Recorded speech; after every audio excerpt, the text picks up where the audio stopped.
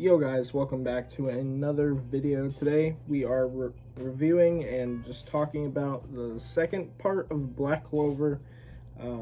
Yeah, I finished it. I mean, not like I finished it a while ago, but it's now that I'm, getting around to talking about it on the channel.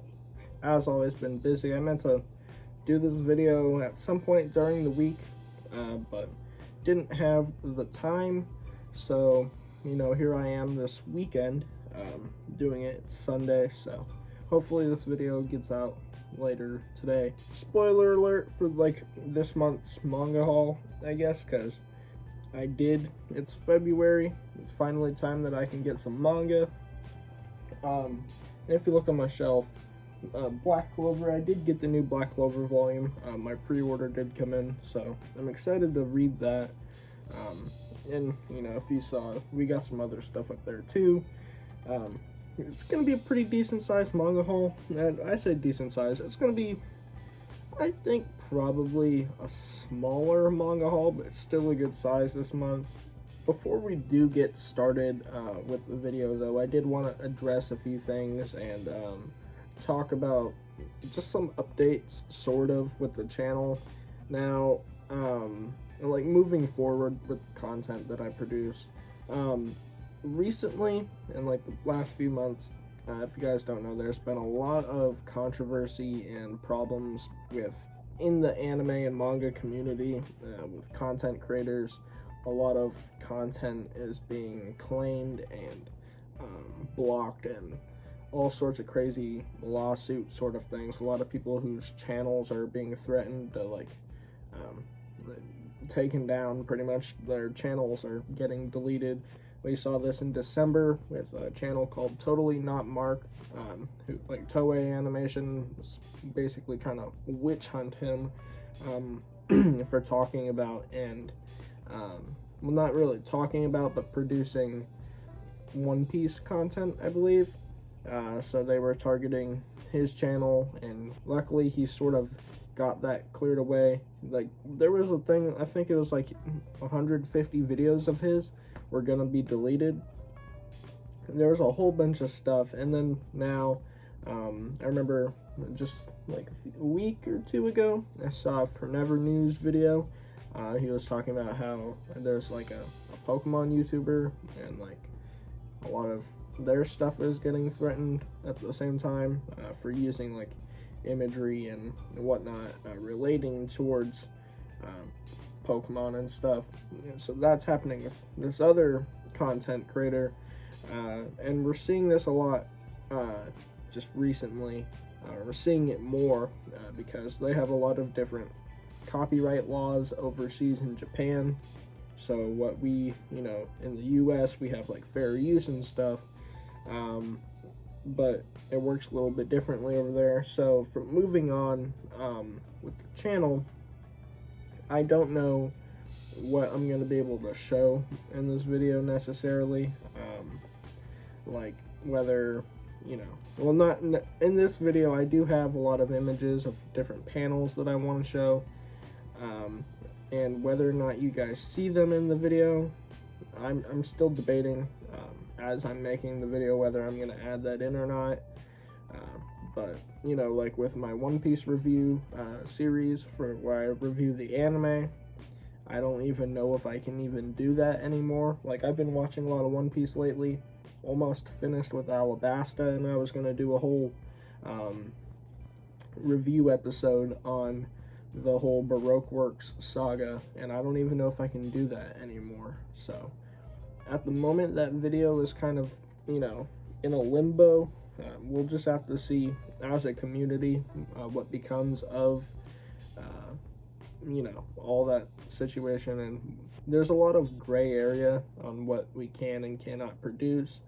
So at this point, I'm just not sure. So I'm going to try and limit like the manga panels and stuff that pop up and I show in my videos. I think I'm safe. I can show like manga covers and stuff, but I don't know if I can show like specific content like inside. So yeah, there's a lot of questions in the air and a lot of gray area, and I'm just not sure. So, you know, the content that I produce moving forward, I don't know how restricted it's gonna be, because obviously I don't want my channel to get taken down. Although I am a very small creator, you know, my content can just as easily get struck down, maybe even more so, because I'm a smaller creator than other channels. So yeah, we'll just have to see. But it really does suck, you know. I wish I could show what I want to show, the different pieces, you know, of the manga and stuff, to be able to convey my thoughts and what I'm saying for better understanding. But I guess in Japan they don't really do fair use. So yeah, I'm not sure how it all works, but yeah. But on a lighter note, let's just hop right into this, and let's review some Black Clover, shall we? So the first part I'm going to be covering in this video is the Royal Knights arc. This is where, you know, we get Mereliona, I think is how you pronounce her name, Mereliona, who is Fuegoleon and Leopold's sister. She becomes like the new leader of the Crimson Lion Kings or something like that. Crimson Lions or something like that. She becomes their new leader in Fuegoleon's absence, and she's actually their older sister. So, yeah, Fuegoleon's older sister. Yeah, so she shows up, and they build a whole, well, the government, I guess, creates this new elite team of magic knights to go take down the Eye of the Midnight Sun, and they're called the Royal Knights. And they have this whole, not training, well, there is like a tiny training little piece there where they go into like the volcanoes with Mereliona and train with her, but I forget at which point that is, whether it's before or after the actual tournament. But yeah, they have a whole tournament to, like, for people to earn their place on the squad that, well, I mean, that is the Royal Knights. It's during this arc that we get a new character named Zora, who turns out to be one of the older members of the Black Bulls, even prior to Asta joining, and I think he was actually one of the first members of the Black Bulls. So we see him show up, and at first he's posing as a magic knight named Zerx, and he like beats Zerx up and takes his name, but then, you know, we figure out that that isn't his name, and we figure out who he actually is. Also during this arc, we get the whole Finral Langris fight. I think his name's Langris, Finral's brother. That was a pretty cool moment, and especially because we see Langris like kind of lose control, and that is a key point. Because, you know, they talk about how they sensed like the energy, like the mana change kinda, and how it felt like how Veto and who else, Fauna, it felt like their sort of mana, I guess. And that is a key point, because that's just something that, you know, pops up leading in to the Elf Reincarnation arc, and it's a little bit of foreshadowing. By the end of the arc, they have their whole squad put together, and they're sent to go take out this giant moving castle fortress thing. It's like a giant rock in the air, and this is like the home base or base of operations for the Eye of the Midnight Sun. And yeah, they're sent to go take care of whoever's there, and I think it was Raya that they end up fighting. You know, Asta and Zora and Mereliona are on like a single team, I guess, and they go fight Raya. But if I remember correctly, because it's been kind of a while since I read this specific part, this is, I think, leading into the Elf, or this is the beginning of the Elf Reincarnation arc, I think. I could be wrong. This might still be Royal Knights arc territory. I can't remember. But there's a whole bunch of stuff with, there's a huge fight between Licht and, well, licked, and Julius Novachrono, the Wizard King. Yeah, so it's William Vengeance, the leader of the Golden Dawn, or is it the Golden? Yeah, the Golden Dawn. His body is being used as like a vessel for licked, or again, licked. I'll talk more about that here in a few. But they're able to like switch consciousness, I guess, and part of their body features change whenever they switch.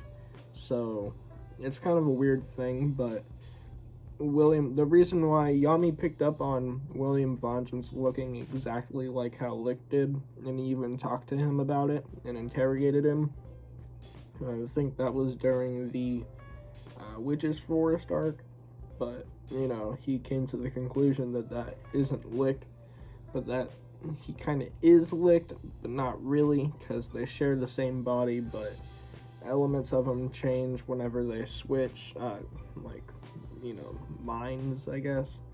So, yeah, they're able to switch between that, and what ends up happening is Lick takes over the body and uses Vengeance's body to fight Julius Novachrono. And it's a huge battle, and then by the end of the battle, Julius dies. He dies, but spoiler alert, he's not actually dead. But yeah, it's kind of like oh crap, you know, the Wizard King just got clapped, you know. So that's that whole part. In the next part, there's members of the Eye of the Midnight Sun that come to the Black Bull's hideout, and nobody is there except for a few people. I think Gauche and Gray and Gordon are there, and they end up fighting against them, but we meet the new member of the Black Bulls. Well, not really the new member, actually the I believe the original member of the Black Bulls, aside from Yami. This new member's name is Henry, and turns out he has like this whole disease kind of thing, or curse or whatever, where he saps people's mana away from them, and like, I guess, life force too, or something like that. So he doesn't stick around much, and everybody who has seen them has thought he was a ghost. So, but he turns out to be good friends with Asta, and Asta talks to him a bunch because this disease doesn't work on Asta, because Asta has no mana and no magic. So Asta and him got to know each other pretty well. But yeah, he is the first member that Yami had allowed to join the Black Bulls, and the hideout of the Black Bulls was actually Henry's castle, I guess, like his house. And the reason his whole ability is to like move the castle, or not, I guess it's not a castle, but like a building. He's able to move the building and stuff.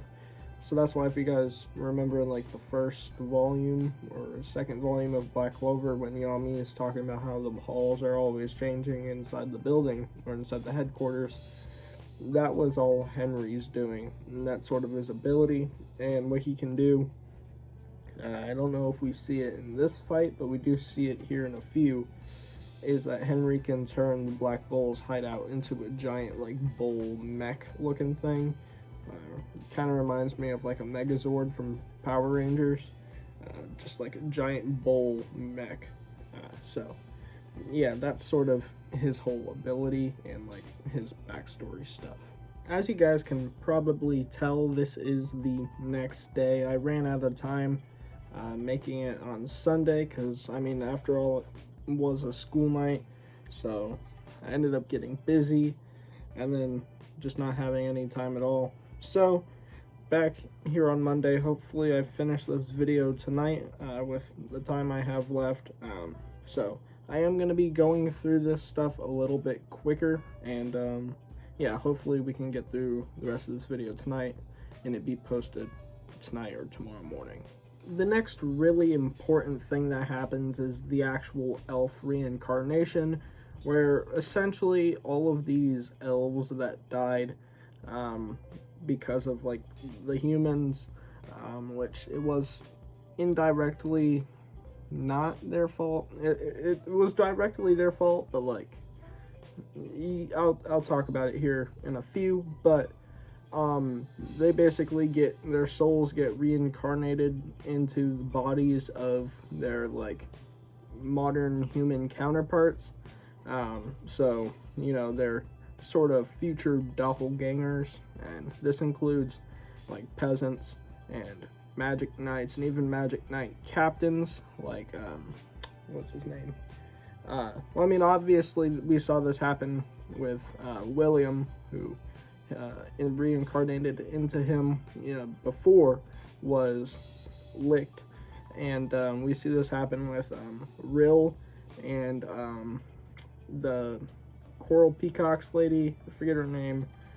No, Dorothy Unsworth is her name, and we also see this happen with Charlotte, and you see this happen with other magic knights, like even this happens to. Luck. Who else? We see this happen with Gauche, and I think those are some of the more notable ones. But yeah, and there's a whole bunch of fights. What's his name? Yami has to fight against Charlotte.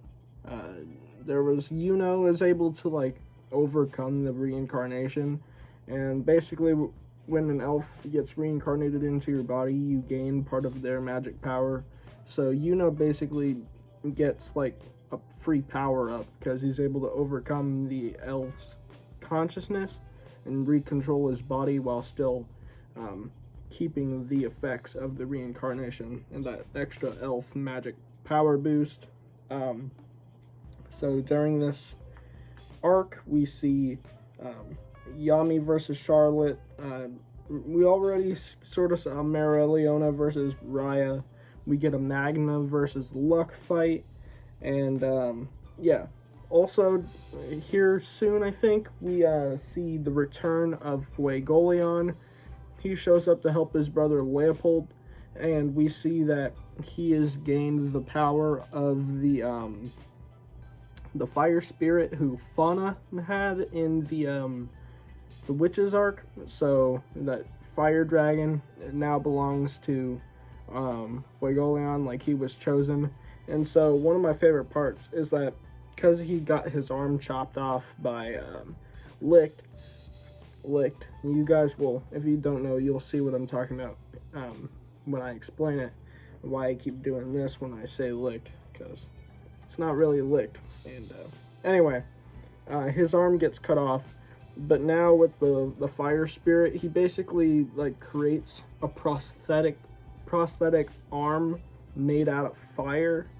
It's one of like the coolest concepts that I've ever like thought of, like in fantasy stories and even like sci-fi. Just to me, one of my favorite tropes is like the whole cybernetic arm or like mechanical arm. This is just like a new like clever spin on it that I would have never thought of. Just an arm made out of pure fire, like that's awesome. And so yeah, we see Fuegoleon back, woke up from his coma. We also see Noelle get a significant power up. She ends up having to save like her siblings in a major fight, and she gains like this ability called like Valkyrie armor, where she uses water magic to create armor. And I think it happened because she had like a flashback of her mom or something like that. I can't exactly remember like how she gets the power up, but I remember it was like her saving her siblings. And yeah, Nozel, I think, is the oldest brother. Yeah, Nozel ends up like gaining respect for Noelle and her other siblings as well, sorta, although their relationship is still a bit shaky. But this whole part kind of gives Noelle more confidence. So yeah, that was also a pretty decent fight, if I remember correctly. And then we also see like a team up between what's his name, Rhodes. Is it Rhodes? Yeah, Rades, Voltos, and Sally, who were like the Eye of the Midnight Sun members, they join up with Asta and the Black Bulls because they end up getting betrayed by Licht, and yeah, they now hate Licht, who they thought was like their leader, and then Licht goes in and uses them as like sacrifices, and yeah, now they basically hate this dude, and so they team up reluctantly with Asta, and now they're going on the giant bull mech that Henry made, and they're on their way to the magic capital place to go have a showdown once and for all. Yes, I know. I underestimated how long this video would take to make. It is currently the following Saturday. Yes, it's been a whole week that I've been working on this video. Not really working on it, but been sort of putting it off. I'm not gonna continue with the excuses. I am determined to finish this video and post it today, so let's get right back into it. When Asta and the crew arrive at the royal capital, they have to go up against Dorothy Unsworth, Coral Peacocks, I think, captain, who was put underneath the elf Reincarnation, and basically sends everybody to this dreamland. It's called Dreamland, where like anything that she thinks of, then it like creates, you know, but it actually works for everybody. So like they can think of something and it'll appear, and they end up using that to defeat her, and they end up escaping Dreamland and then they have to fight Gauche, and then they learn of this thing called the Shadow Palace that shows up as a result of like all of the gemstones being put in. So like Eye of the Midnight Suns gets all the gems, and then so this Shadow Palace shows up.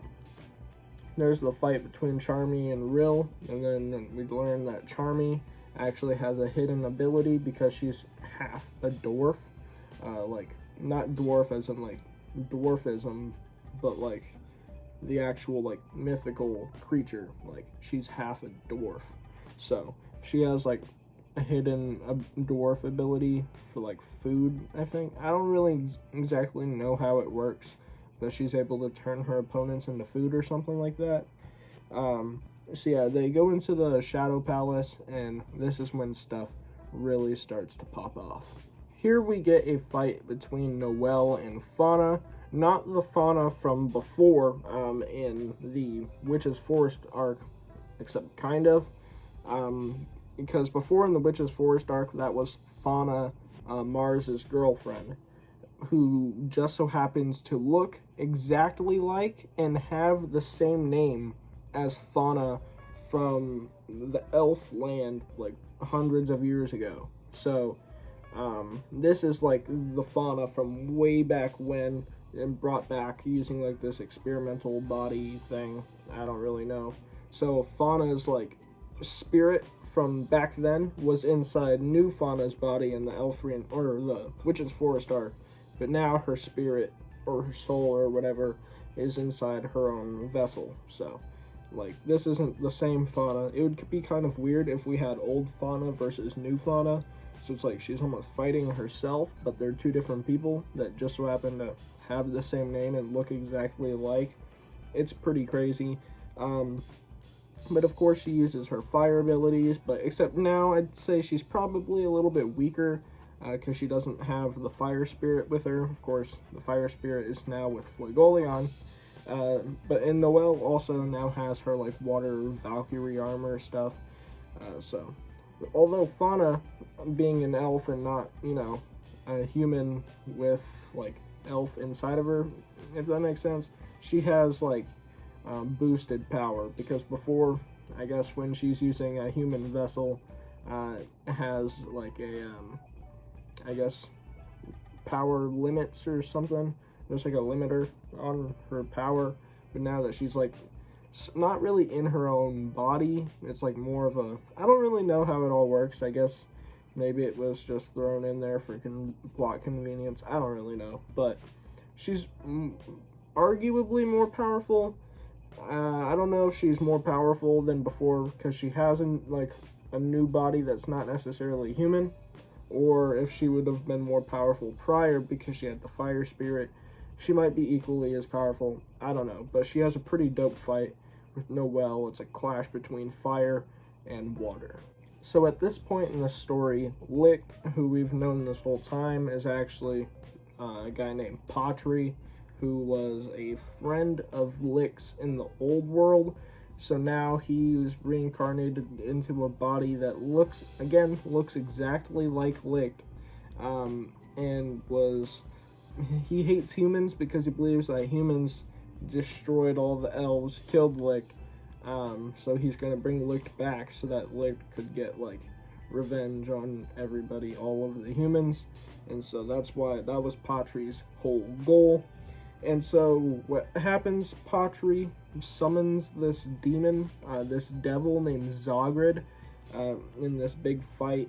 There was like a huge, I forget exactly what happened, but they were trying to fight Patri, and then Patri ended up bringing back this devil into the world from this demon realm, using like the Shadow Palace, because the Shadow Palace is like a dimensional portal to like hell, essentially. So Zogrid comes into the world, and he turns on Patri and tells him, this is like where everything is kind of revealed. Tells him that Patri, what he was doing was terrible, because Zogrid, the devil, was the one who killed all of the elves, not the humans. Humans did kill the elves, but it was sort of indirectly. And we see through a flashback, which is kind of where everything gets revealed and it all comes full circle. Pretty much the OG Wizard King. We see the giant demon skull thing in Hajj Village with the original Wizard King. He was best friends with the elf Licht. And so Licht and I think Licht was gonna marry the Wizard King's sister, and so they had a thing going on. She was pregnant, and so yeah, that was that. But what happened is this devil Zogrid manipulated the humans, because Wizard King and his sister, they were royals, and so Zogrid manipulated the humans into thinking that the elves had kidnapped the princess. And so he led all of these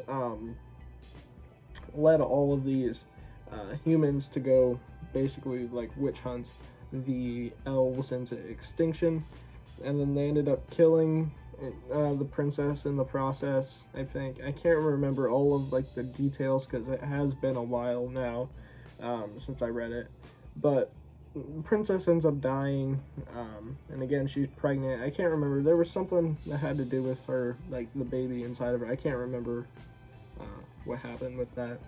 But anyway, Lick the whole time knew that it wasn't the Wizard King's fault. I forget his name. Lumiere. Lumiere is his name. But he gets like, I don't know if he gets like possessed, but he gets filled with like despair, like kind of like Veto, and he turns into the giant demon that we see the skull of in Hajj Village, and he sees Lumiere, and Lumiere, he tells Lumiere to kill him so that everybody would be saved, and that like he knew that it wasn't his fault. So yeah, Lumiere is forced to kill his best friend Licht, and then that's why we see that whole thing.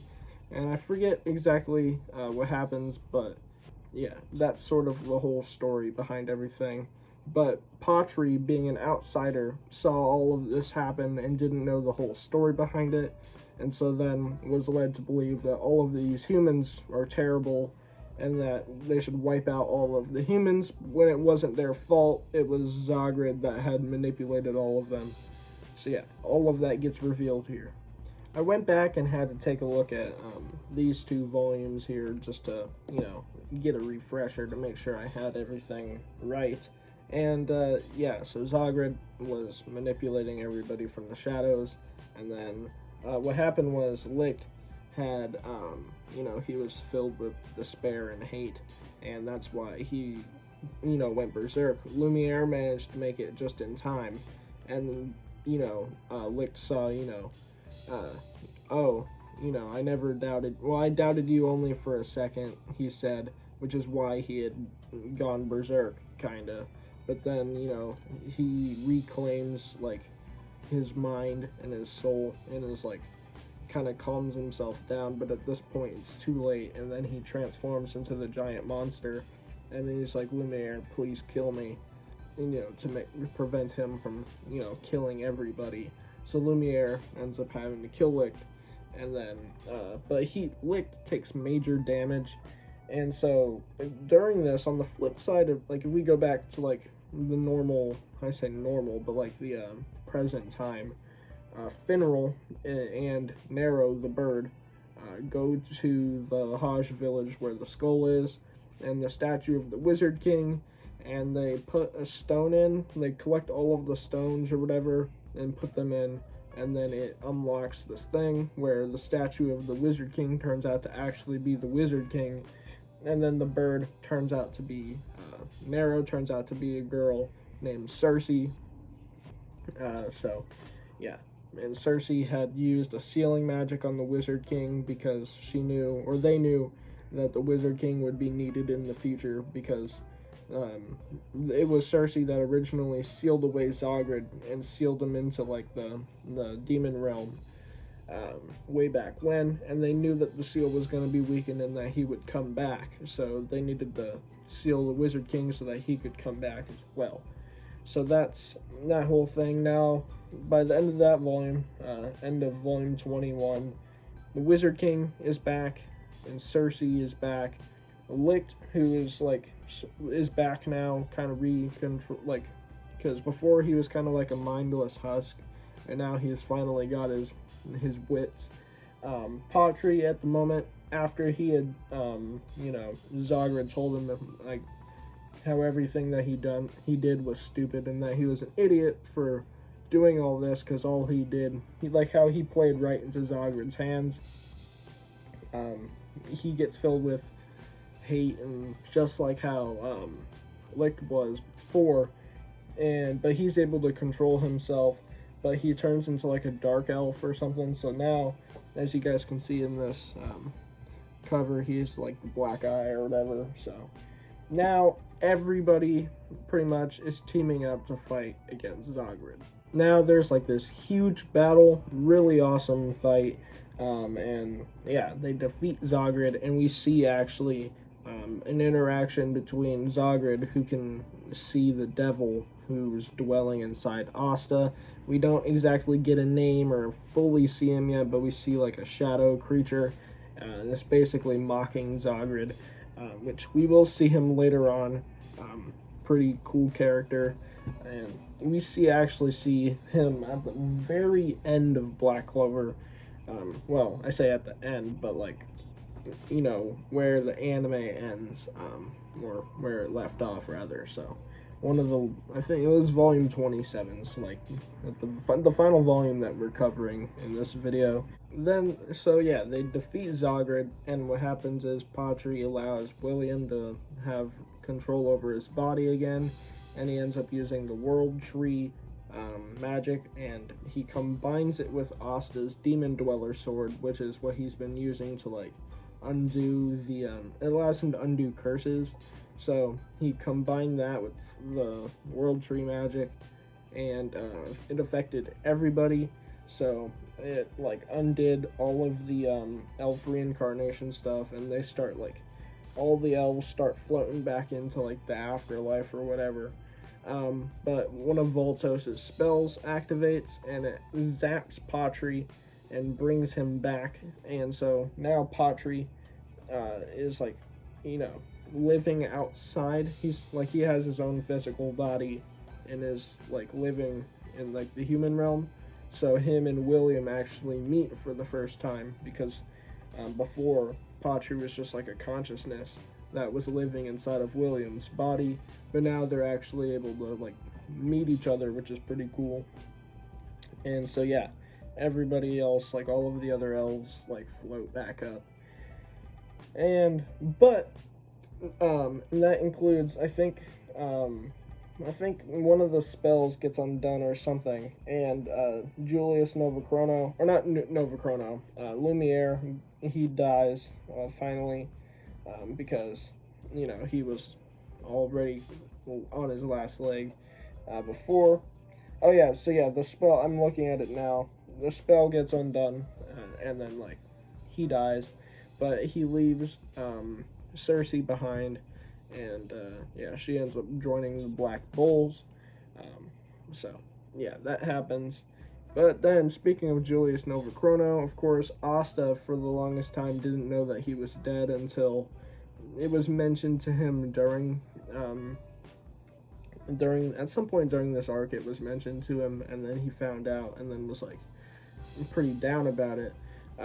But he comes back, and the Wizard King comes back as like a little kid, and the reason why is like he wasn't dead. He had like, I'm not sure of like the ins and outs of it, but he had a spell that activates whenever his life is in critical condition, where if he has like, he charges up time, and so he's able to like, I don't really know how it works, but he was able to reverse time or something for himself, but he had to continue living as a little kid, I guess.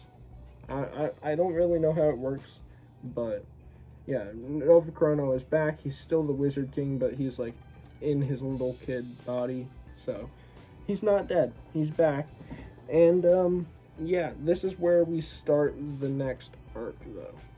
After all this battle and everything basically goes back to normal, you know, the kingdom starts rebuilding itself, and there's like all the magic knights that were possessed, they still have part of the elf's power inside of them, so everybody who was possessed got basically a free boost in power, even now that, you know, even after the elf reincarnation has been completely undone. You know, some of that residual power is still left behind. So that's neato for a lot of the Magic Knights, like, you know, Rill, Charmy, or was Charmy, no, Charmy wasn't one. What's his name? Luck, you know, Dorothy, even Yuno. So, yeah. Wizard King Julius, he explains that because this was all brought on by, like, there's a lot of talk about devils and like demon possession and like a whole bunch of stuff. There's this certain trademark of those who have dipped into using dark magic, called the Weg, which is like basically you start to grow like devil horns. And we see Asta do this when he's in his black mode. And then, of course, Nero has it because, or Nero being the name of the bird, but her name is Cersei.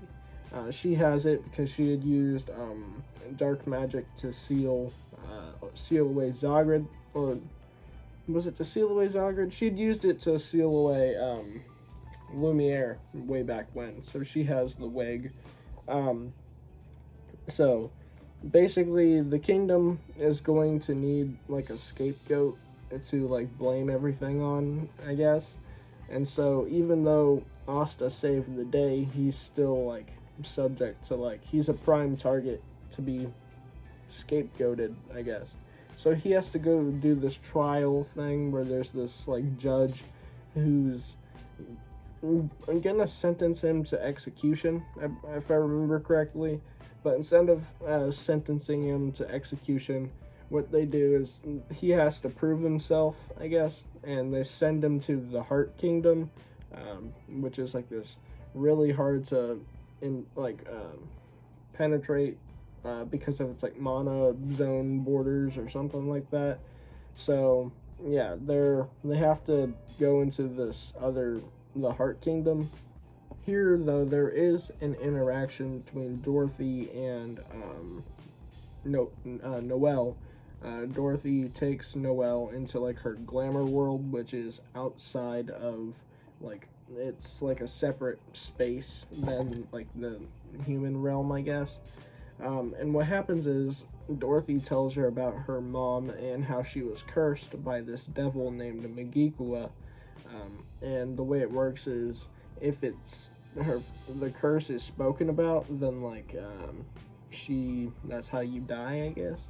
So that's why Nozel never talked about it to Noelle, and kind of why he distanced himself from her, because she would have died because of the curse, I guess. I'm not sure on exactly on how it works. Even the first time I read that part, I was a little confused on how it all worked. I still am after rereading that part. But yeah, so her mom died because of this devil named Magicula, and yeah, but she's able to discuss it with Dorothy because they're inside the glamour world or dreamland or whatever, which is outside of the human realm, which is like beyond the limits of the curse, I guess, so it doesn't activate how it should. So they go to the Heart Kingdom. Then they meet this princess. Well, they have to like kind of sneak in there, but not really. They have to like go up against this spirit guardian dude, what's his name, Gaja or something like that.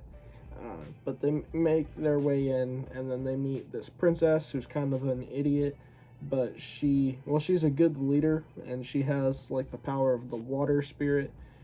But she's gonna die in like a year, I think, because she too is cursed by Magicula. And then we learn about the Spade Kingdom, and the Spade Kingdom is trying to conquer all the different countries, but their leaders are the Dark Triad, who are like the new bad guys, and they have like the ability to utilize different devils. So a whole bunch is dropped here. I'm going into this arc, the Heart Kingdom arc. Yeah, so we get all this information, and it sets up all of the stuff like right before the time skip. The Spade Kingdom people are all really bad guys, like the Dark Triad. The three of them, there's Vonica, Xenon, and Dante, and they all have the power to, like I said, use devil abilities. And so they agree to help the princess out, and they train there for 2 months. It's only a 2-month time skip, and they get really strong. And then the Spade Kingdom starts to invade everywhere. And then it turns out the princess, I don't know if I said this before, but she has Magicula's curse as well. But Noelle doesn't really talk about it much because she can't, or else the curse will activate.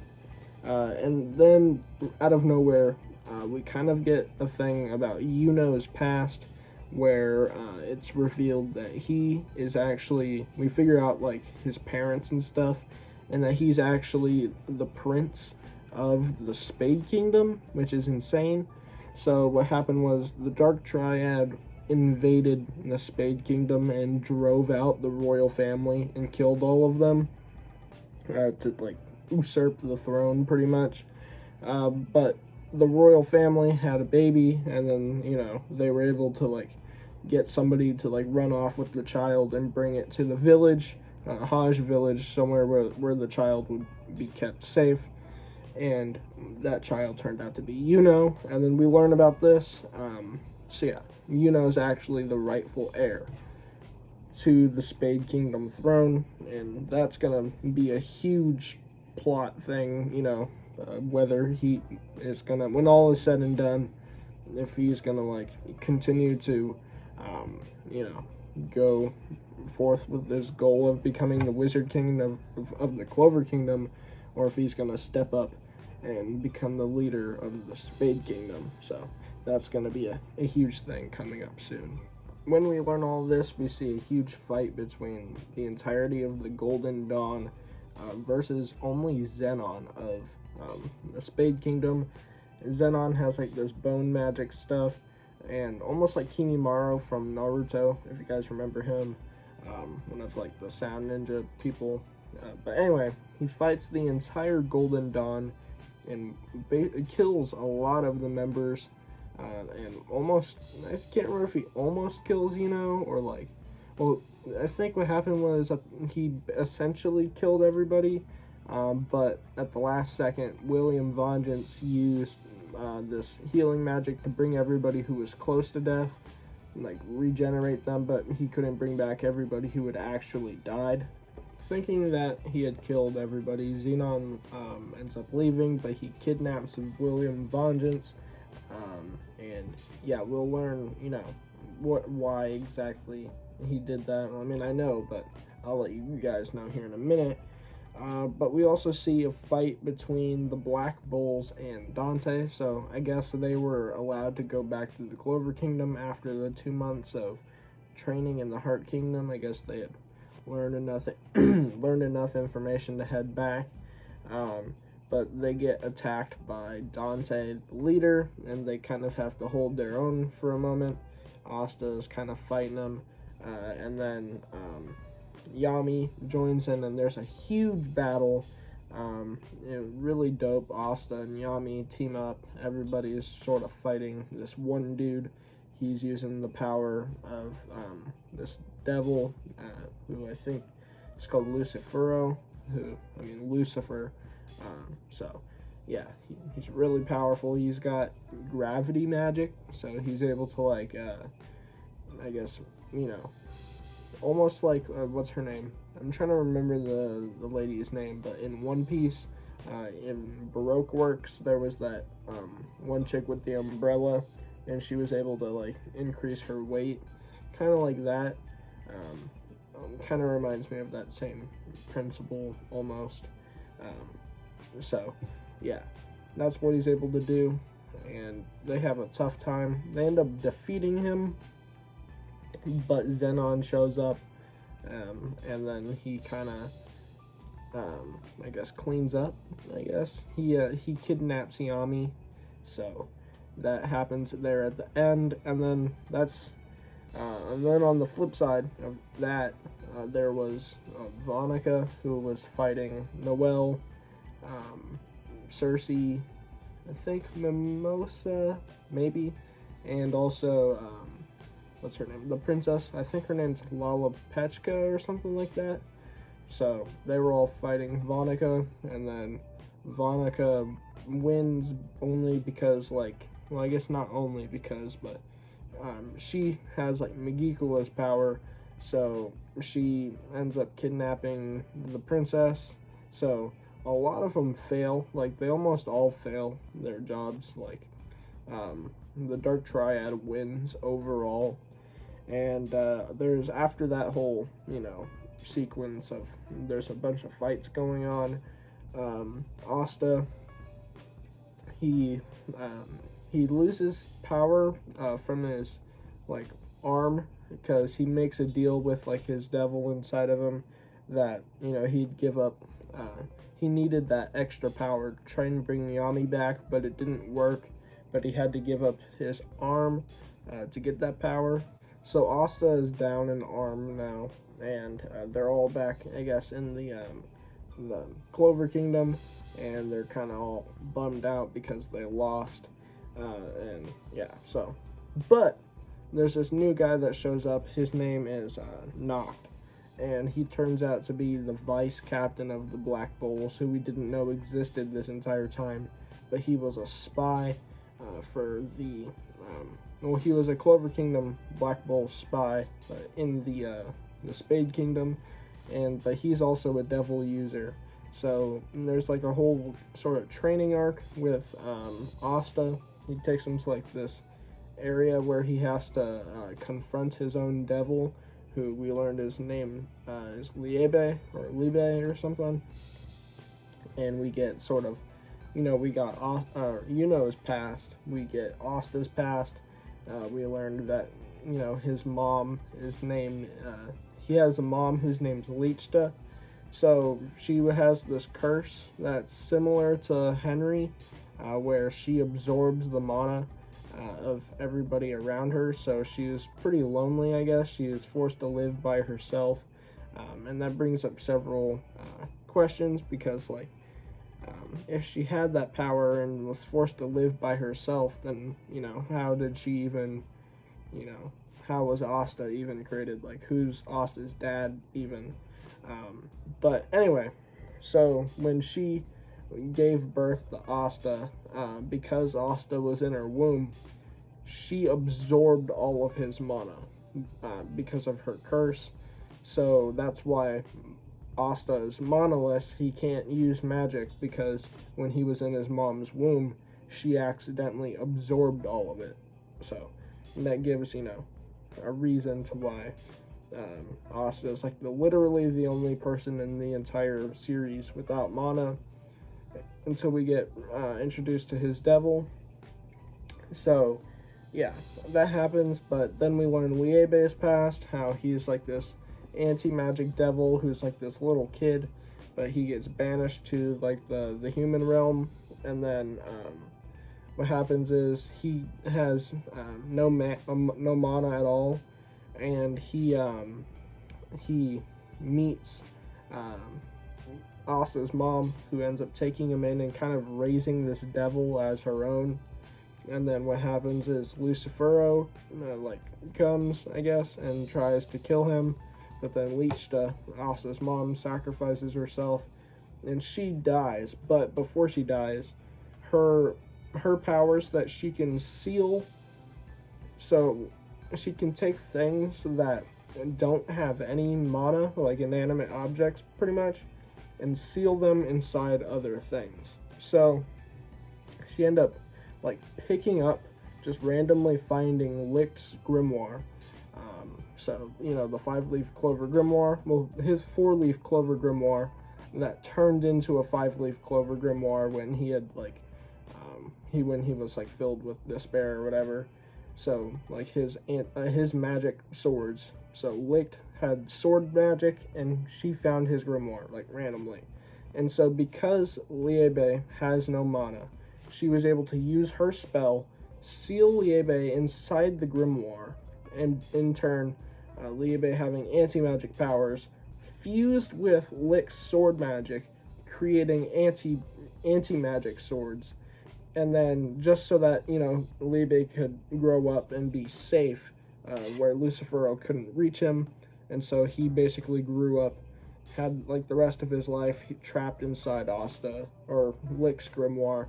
But then Asta, it was kind of destiny that, the grimoire chose Asta, and that's why Asta is able to use the anti-magic stuff and his whole interaction with Liebe.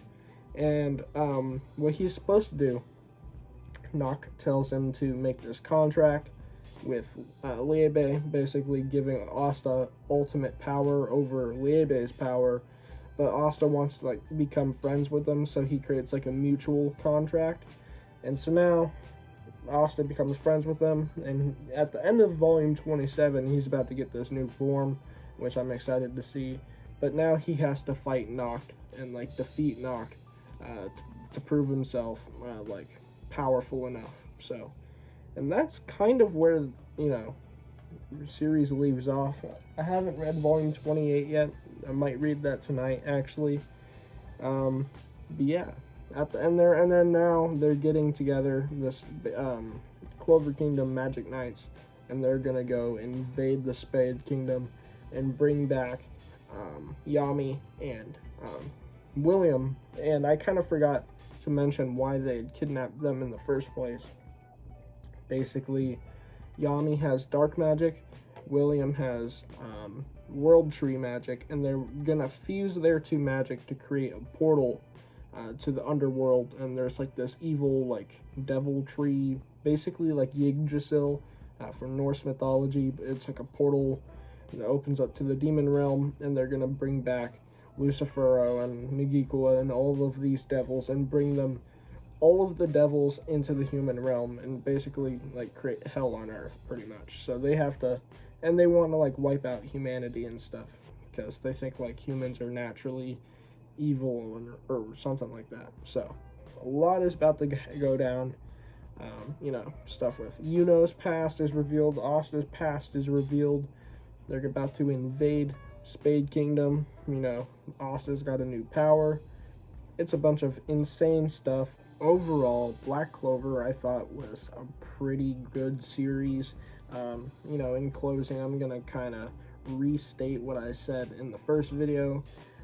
By any means, not by any means is Black Clover like an original, super original concept, but I think it does a good job with what it's trying to do, and it's just a very shonen-y, fun fantasy manga series, and I absolutely love it so far. It's had some pretty good twists and turns in terms of like the plot and a lot of the mysteries that come with it. I'm very excited to see where the story goes. I'm loving it, and yeah, I'm gonna read that new volume that came out, and I'll keep you guys updated with my Black Clover read through. You know, I might do a video covering specifically volume 28, even if something crazy kind of happens. We'll see. But yeah, Black Clover, amazing at what it does. It's a pretty good series. I would highly recommend it to anybody who's a fan of shonen manga, and even like any newcomers to manga and anime. Black Clover is a great place to start. It's very fast paced, and it's very, you know, action packed. Awesome series. Absolutely love Black Clover. On another note, I am, you know, sorry that it took this long for this video to come out. I am very busy almost all of the time, and, you know, also I have somewhat poor time management skills, so between school, homework, having to keep up with my personal health, and also just overall poor time management, it takes a long time for videos to come out, and it's again something I'm trying to work on. But yeah, it took like a week longer than it should have, and even longer because I was gonna, you know, upload it during the week before, you know, so like 2 weeks ago even. It was a whole thing. Another thing I do want to say is that because it took me so long to make this video, a lot of the details, like super specific details, you know, are a bit fuzzy in my mind because it's been a minute now since I've gotten caught up. So I did have to refresh myself during this video and skim through some volumes, especially at the end there, you know, trying to make sure I got everything right and explained it right.